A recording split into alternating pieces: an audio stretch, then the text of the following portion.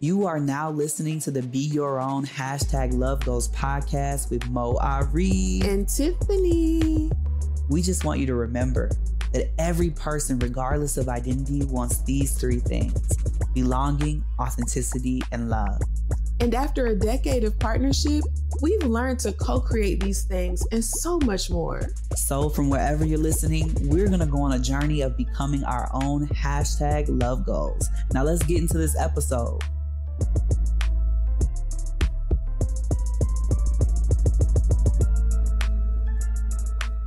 Hey, it's Mo Ari and Tiffany, and you are now listening to the Be Your Own Love Goals podcast. Thank you so much for being here. Thank you for listening. Yes, thank y'all so much. Now we're about to talk about one of our favorite subjects. In all honesty, we've gotten a lot of questions more recently, and I would say significantly over time. Mm-hmm. People have asked us this question a lot. Are you all polyamorous or non-monogamous? And we're not going to answer this question right now. We're going to make you listen to this whole episode so we can give you this answer. We promise we will answer this question. And don't fast forward. Don't fast forward. That's a no-no. I'm watching you. Listen to this episode. We're going to give you our answer to that question. And we're going to spend this episode talking about non-monogamy, polyamory. So buckle up and go with us on this journey. And that's a good one. Yeah, this is a hot topic. Yeah, this is a hot topic, and we have come up with some guiding questions to guide us along this episode. I think, debunking some of the common misconceptions, or at least providing context to some of the questions that I feel like swirl around non-monogamy, polyamory, and things like that. And these are questions that people have asked us very recently to cover around non-monogamy, polyamory. So we did a live on social media recently, and somebody was asking us these questions. So we figured they could be our guiding questions. So we'll just jump in. The first question is, how is non-monogamy different from cheating?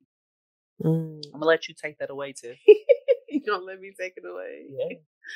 Well, they are different. So just straight up, non-monogamy is different from cheating. And I think oftentimes we have people cheating under the guise of non-monogamy, and I feel like that's not okay.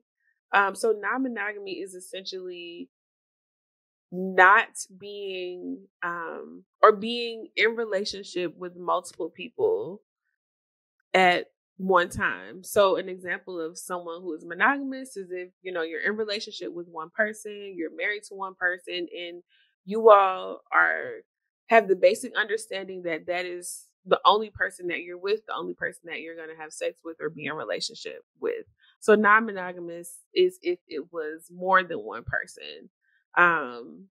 But it is agreed upon. I feel like the context for non-monogamy is that it is not something that's in secret. It's something that is honest. It's something that is intentional. It's a conversation, a commitment. It's just another relationship type. Yes. Which is really important. Just as valid as monogamy is, non-monogamy is valid. Polyamory is the same. Exactly. These are umbrella terms for a lot of different relationship configurations that extend beyond the one person and one person relationship dichotomy, if that makes sense. So a lot of different relationship structures that include more than just one partner. Yeah. This can look a lot of different ways. And I think the piece that's important here that you're highlighting is that there's consent involved. Consent, yes. And honesty. Yeah. Because cheating, just out here sleeping with one person from one week to the next, that is not non-monogamy. If your partner don't know. Yeah. Yeah, they are definitely different. And there are also people cheating who are not going from one person to another. That's true. They're not being intentional about including their partners. Exactly. I think that's what you're saying is different. Yeah. And I think it's important to highlight out the gate that these are just other non-monogamy, polyamory are other relationship types because monogamy is a relationship type. It is not the relationship type. And often it's been kind of centered in our society as the way to have a relationship, and that's not true. So when we think about relationship structures, just like businesses have structures, relationships have structures. It's just been the prevailing notion that monogamy is the structure that will exist for all relationships, and it's not true. So some people choose to have more than one partner. Some people choose to have a partner and then they date other people together. There are just a lot of different configurations. It's just different. It's not wrong. No value judgment on it. It's just a different relationship type. Yeah. Thank you for answering that question, Tiff. I know that was a hard one out the gate. Yeah, it is. I'm like, you're the therapist. You got me answering this question. Well, I have had the benefit of working with a lot of different relationship types as a therapist. And I've definitely navigated non-monogamy, polyamory with many different relationship configurations. Often I was seeing two parts, so let's say a couple part of a non-monogamous system. So maybe I was seeing two people in therapy, but they were a part of a triad or another type of dynamic. And through our work, I got to understand a lot about the different terminology and then all the different ways that you can configure relationship. I've seen people live with their partners. There's a lot of different terms for that. A lot of people will call those people metamors. So I've learned a lot of different configurations of relationships. So think about living with your partner's partner. So some people would call that kitchen table poly, meaning we can all come to the kitchen table and hang out together. It's even a lot of terms I don't know. Yeah. Well, I've gotten all the technical stuff being a therapist and working with just a vast range of people. That's what I loved about Chicago. I feel like I had more experiences with just so many different kinds of people and people from all different backgrounds. So we've gotten to have a lot of conversations about this, but non-monogamy is certainly not cheating. This is where consent comes in. So you hear people say ethical non-monogamy or consensual non-monogamy. I don't feel the need to use those terms because they work from this premise that monogamy, for instance, by default is consensual or ethical. And there are so many people practicing monogamy in a non-ethical way. So I don't use those terms, but those terms are often used to denote the consensual nature of monogamy. Right. Because people do often assume that you're going to be cheating or doing something that is not consensual. Right. Or, I won't tell that story. Well, I have a question for you, Mo. Is non-monogamy the same as swinging? If we think about non-monogamy, polyamory, let's say for starters, you'd have to ask a person how they identify. So that's first. But if we think about non-monogamy and polyamory as umbrella terms to just vastly capture a lot of different relationship configurations that extend beyond the monogamous dichotomy, then yes, swingers probably would identify as some form of non-monogamous. Right. Much like people who are in open relationships might identify as some form of non-monogamous or polyamorous because they do exist outside of monogamy. Right. But this really depends on the person. Now, is swinging a common practice amongst people who are non-monogamous? I would say no. Depending on the generation, I think swinging is often how people have heard or had their first entry into talking about non-monogamy. But I would say for millennials and younger, threesomes became more of the common talk about non-monogamy. And even younger, I think just straight up non-monogamy, we got multiple girlfriends and boyfriends, is the younger generations, right? So I think it's generational. Swinging was more our parents' generation. That's how they use that as an umbrella term. Yeah, that's how they started talking about it. Yeah. And I think in our generation, you hear a lot more people talking about, oh, would you have a threesome? Mm-hmm. That's how they're trying to get at it. But I think the younger generations are by far much more like, okay, looking at literal long-term relationships that expand beyond monogamy. So it's and beyond just a sexual moment in time. Yeah. Now, for people that don't know what swinging is, I'll let you go ahead and define that. Do I have the definition of swinging? Yeah, what does it entail? I mean, from my understanding, it is as a couple you engage with, let's say, another couple, and you switch off or partners. Like swap partners. Swap partners. And I thought that it was in a confined container of space, but I feel like there's many probably iterations and even configurations still. But my understanding of it is, kind of two couples swapping partners and engaging in intimate activity or intimate relationships. Right, right. Yeah, that is a good, I think that's a good definition of swinging. I think that's how often we've heard about it in our societies, talking about couples swapping partners, and then maybe they were at a party. Yeah, right. Swinger parties like that, or like communities of swingers. Yeah. Now, I've heard this. I've seen it on TV. Like, I'm not the most well versed in it, but that's my understanding. Yeah. Yeah, I definitely have heard of people going to people's houses where they think they're going just for like a little dinner party. They're like, drop your keys in the basket. Yeah. And they all drop their keys. And then they're like, okay, now the person who gets your keys, y'all are gonna, swap partners. And they're like, no. Now, in this story that I heard of, the person that got invited and was unaware of what kind of party it was, is super, super, super churchy. Oh my. So they were like clutching their pearls. They got their keys so quick and they left. But so I've definitely heard stories like that. But I would say that is more like an older generation. Yeah. I think from my experience, I think even if people were swapping partners, so to speak, it would be more of a foursome in our generation. Yeah, for sure. Yeah. Easily. Or we would at least call it that. Yeah. I think the terminology swinging is just so much like previous generations. It really is. I don't hear any millennial or younger use that terminology. No. Oh my gosh. But people identify how they identify. So, be your own love. If somebody uses that term with you, ask them what they mean. Good question. So do people practice non-monogamy in order to have more sexual partners? No, I feel like this is a misconception. Yeah.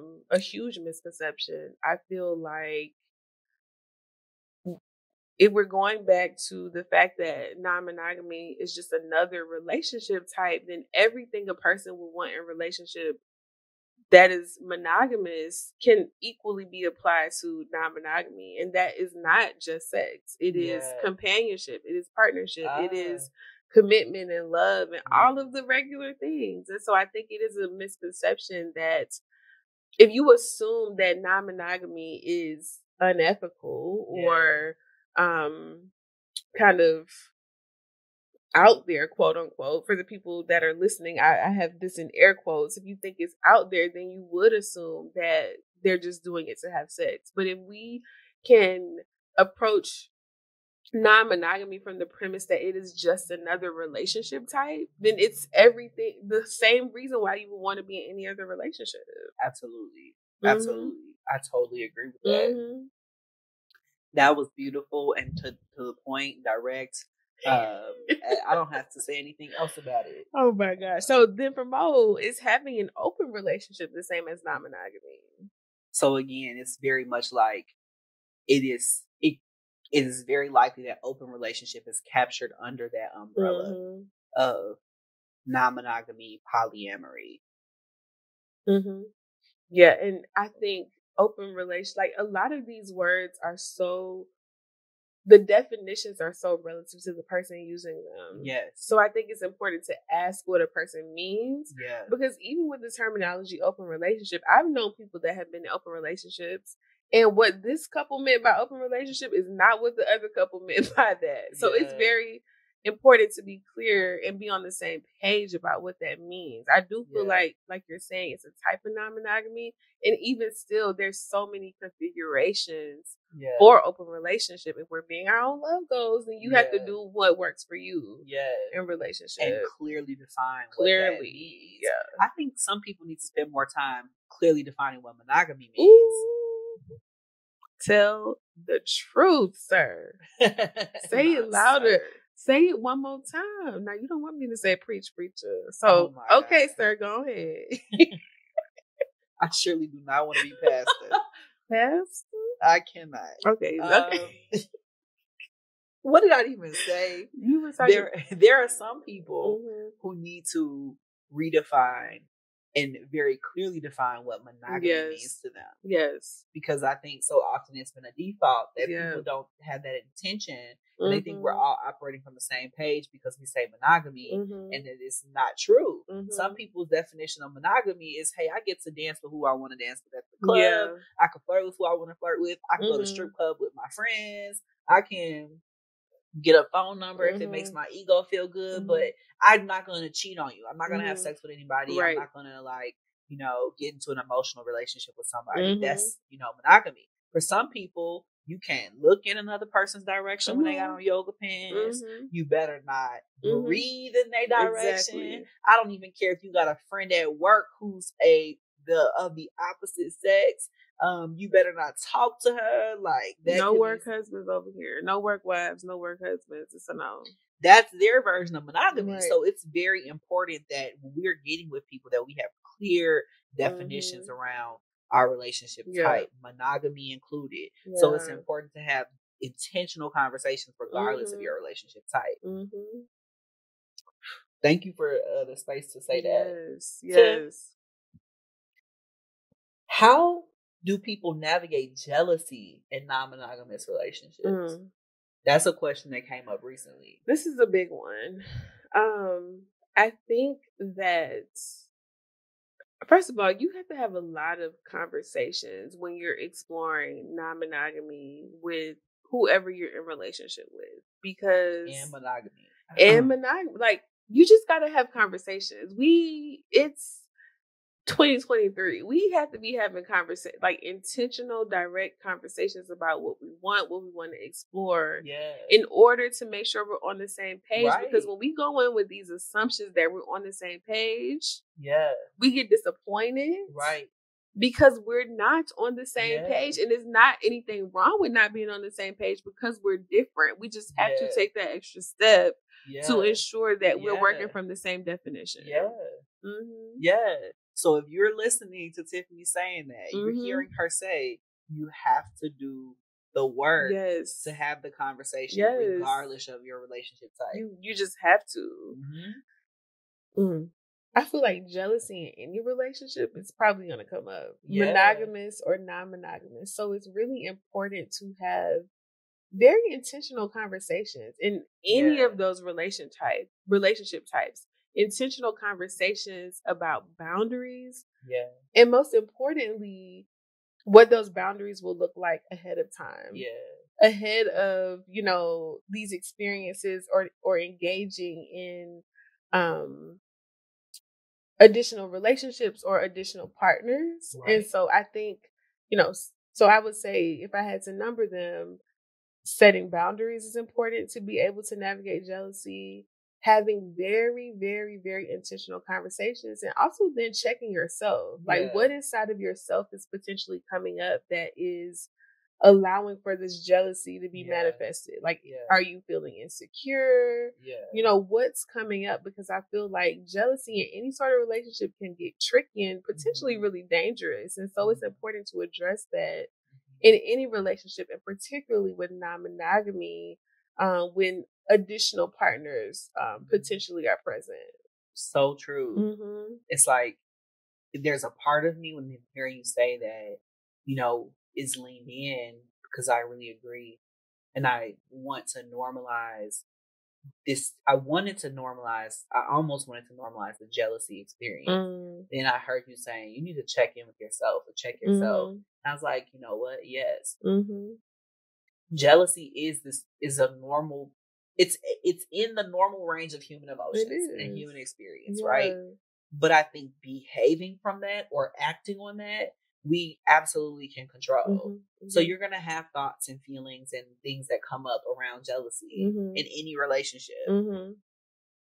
And how we act, how we behave in response to that is totally a choice.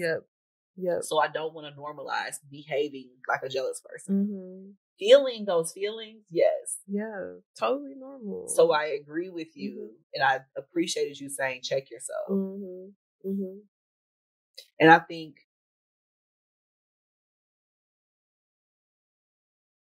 I just want people to walk away with that distinction. You can feel into the experience of jealousy, honor the feelings as they show up. They're trying to tell you something, like Tiffany said. In choosing how to behave and act in a way that is intentional and still honors the relationship. And I think it's important to talk about those feelings as they come up with your partner. Honoring the feelings is so important because so many of us will deny the feelings, act like they're not happening because we have shame about it.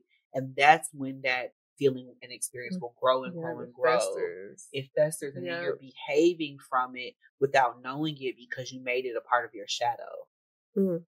You made it part of the subconscious or the parts of you that you cannot see or not always present to because you stuffed it down. So then you could be operating from it without awareness. And I think that that's where it's very risky. So when those kinds of feelings come up, we really want to honor the experience of that and have a conversation about it, talk through it, and then choose to not operate from it. Right. I think it's important. It's like with any of these questions, it seems when all else fails, talk about it.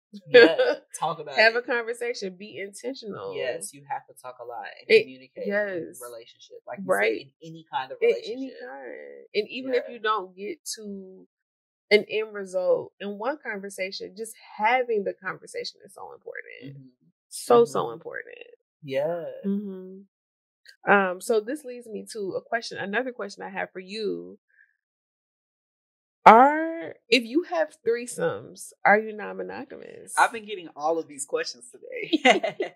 So I think, again, this depends on the person. Some people don't like these labels now. Depending on the person, I think a majority of people would say if they have a threesome, then, or if they engage in threesomes, more than likely they identify as some form of non-monogamous. However, there are people who might say we are monogamous, but from time to time we engage in threesomes. So I think it really depends on the person, the people, how they have set up their relationship. This is not something that we can say globally. It's true. If you have threesomes, that does not mean you're non-monogamous or operating as such. It might just mean that you all have created an addendum to your relationship structure for the purpose of threesomes. But there could be all kinds of parameters around that still kind of lend themselves to monogamy. Right. So that will be a whole other episode, how to navigate a threesome and you're monogamous, because I've seen that go not well. It could be like, well, I don't want you to penetrate my partner. I don't want this to happen or that to happen. To navigate. How to navigate that based on your relationship type would be, would matter. Because if you're not really non-monogamous and you're having threesomes, a lot of stuff can come up that you want to work through ahead of time. And I've definitely seen that go not well. When you do not. Conversations, like Tiffany said. That kind of leads us to our question that needs answer for today. So our first question comes from a cisgender heterosexual man in his 30s. He writes, I've been married to my wife for about 3 years now. She recently asked me if I'd be open to exploring non-monogamy. My initial thought was yes, But shortly after, she told me she wanted to have a threesome with me and another guy. It made me uncomfortable because I haven't had any sexual experiences with other men present. I want to respect her desires and be supportive. I also don't know how I feel about exploring that or having that kind of experience with her. I wonder how we navigate or negotiate the terms of these sexual experiences. Ultimately, I just want us to stay connected and be good after the encounters end. This is a good question. Mm-hmm. So if I'm hearing that correctly, it sounds like he has his partner, his wife, his girlfriend, or his partner came to him and said, I want to have a threesome. And later she said, I would like it to be 2 men and me. So meaning you, another guy, and me. Yeah. It doesn't sound like he has said, she wants him to be into the other guy or anything. He hasn't given that information. But it sounds like it made him uncomfortable because he's like not sure how he feels about the experience. Yeah. And ultimately he wants to make sure that they're good.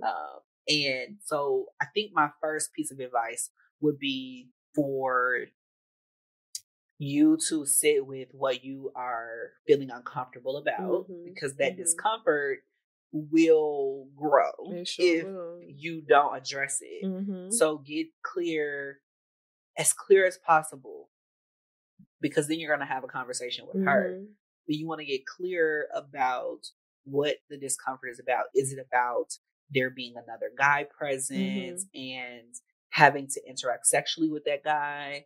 Or is the discomfort about not wanting to see her have sex with another guy? Say more about, or get to the bottom of that discomfort. If it's all of that, then you at least have a better sense of, okay, this is what my discomfort is. Right. And then you're able to talk about it, communicate it. Maybe there are some things that she understands about what that experience would be like that could support you in understanding what it would be like in a different way. A lot of times what we think will happen doesn't actually happen. And so she could be like, well, I didn't think you were going to interact with them. I just figured y'all would interact with me. So, or she might say, yeah, if you're into it, maybe you'd interact with him. And I wouldn't think that that's weird or anything. I would like it. I would be into it. Or maybe she'll say, well, I wouldn't really want him to penetrate me. I just really like the idea of 2 guys worshiping my body. Or to be watched. Or any other thing. Right. Yeah. Maybe I just want him there to watch. And that's her definition of a threesome. Yeah. So you just never know until y'all have that conversation. Conversations. What do you think, Tiff? No, I agree with you. I think that you got to talk about it. Yeah. You have to get to understand what the other person means. And it's not to say that you'll just opt for whatever the other person wants and then you have no opposition. It's important to even enter these conversations knowing that you know what they mean. Because we make a lot of assumptions before we really understand what they mean. And so I think it's important to have those conversations and then ultimately get on the same page, and the both of you can have an understanding of what you want it to look like and talk about, expectations or boundaries so that you are good and after these encounters end.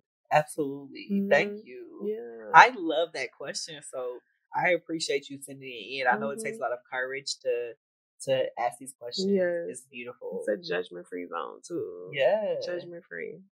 Okay, Tiffany, I've got our truth or truth question for you. Truth or truth? My favorite part of the episode. Want a drum roll for this one? Dun, dun, dun, dun, dun, dun, dun, dun, dun. Would you ever have a threesome? Y'all probably really want to know the answer to this question, huh? Yeah. I want to know. Would you ever have a threesome? Would I ever have a threesome? Would I ever? Okay, I'm going to answer this question honestly. Been there, done that. And I say that, like, I literally mean we have. And Yeah, I do it again. I'm asking quite simply. You're asking for a friend.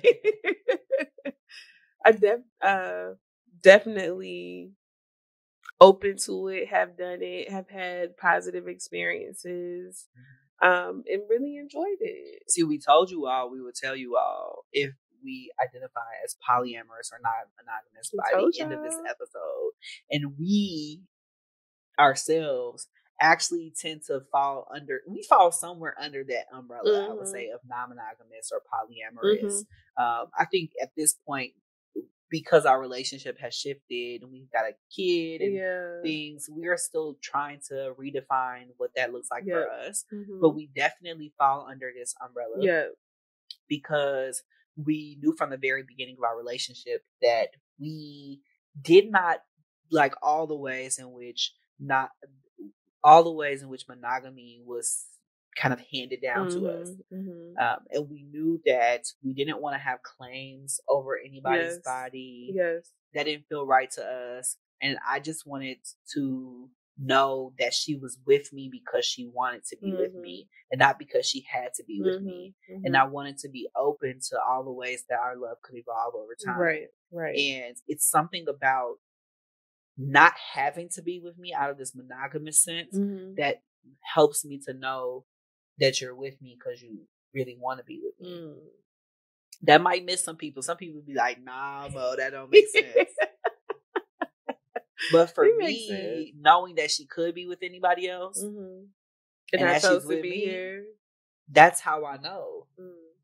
I didn't want it to have to be, well, now you can't be with anybody else. Like, I don't like that for me. And it wouldn't feel good. I have a lot of, like, you're not going to control me energy internally.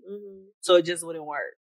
But Tiffany and I, from the very beginning, were like, ooh, yes, we're on the same page. Tiffany hates is somebody keeping tabs on her. If she goes out to the grocery store, I better not ask her when she's coming back. Oh, no. I just need to trust she's about to come back. But it gets on her nerves. So it's like she has that inside of her too. This like, no, we don't want any control. Yeah, we don't want that.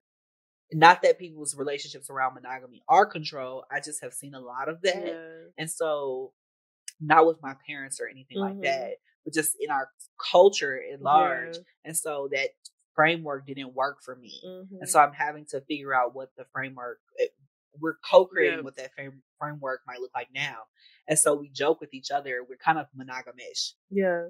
Like, we're under the non-monogamy umbrella. So maybe non-monogamish. Because we're still exploring that. Right. And also we have been able to use a lot of our experiences or the things that we've learned in our experiences in non-monogamy and apply them to even non-romantic relationships and how we can be in relationships with other people and share and receive love in ways that feel honorable to all of the people involved. And one of the most present examples is with our daughter. Those experiences I feel like really prepared us for introducing another person into this dynamic. And really being able to receive and share love with her in a way that feels respectful and honorable and feels good for everybody. Having to share your partner is not a default for anybody. So when you go from being two people to having a child, it is a rough transition for anybody. And so I think what you're sharing is that having already practiced what it would be like to share that love was like it prepared us in this very meaningful way. I think something else that comes to mind before we like close out today is also thinking about our definitions of love and how that has expanded over time. I'm thinking a lot about, I remember those early conversations around non-monogamy and polyamory. And I remember saying things to you like,